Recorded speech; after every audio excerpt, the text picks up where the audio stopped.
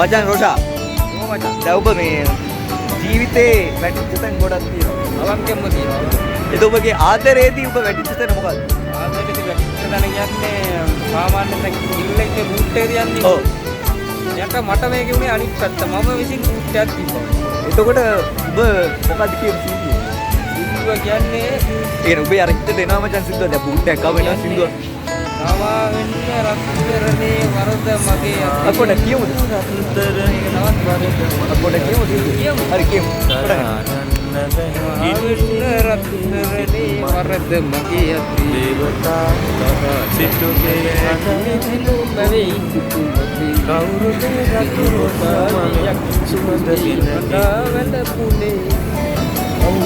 රතු රෝස මලෙන් සුවඳගෙන ගියේ. උඩවලායන් කවුද රතු රෝස මලෙන් සුවඳගෙන ගියේ?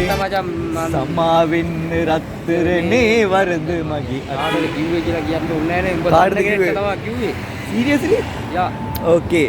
එහෙනම් රොෂාන් ඕ ඔබේ මචං. දුක දැන් පිට කරානේ මචං. අනිවාර්යෙන්. ඔබේ සමාව ඉල්ලනවාද ඒ කියලා? තමාව ඉල්ලන්න වෙනවා. මා විසින් තමයි වැරද්ද කරේ. හරි. එහෙනම් බලන් ඉන්න එක්කෙනෙක් ඉන්නවා නම් ඒ ගෑ ළමයා සමා වෙන්න. එයා මේක බලයි සමහර විට. මං නම කියන්නේ නැහැ. ඔයාලට තමයි කියන්නේ. සුදු සොරි. මට ඒ වෙලාව වෙන කරන්න දෙයක් තිබ්බේ නැහැ. මං තාම ආදරේ. එහෙනම් සමා වෙන්න මාත් සමාව ඉල්ලනවා. මේ වරද මගේ. කොල්ලෙක් වශයෙන් මාත් සමාව ඉල්ලනවා. රොෂාන් සමාව ඉල්ලනවා. අනිවාර්යයෙන්. එහෙනම් ජය වේවා. ජය වේවා.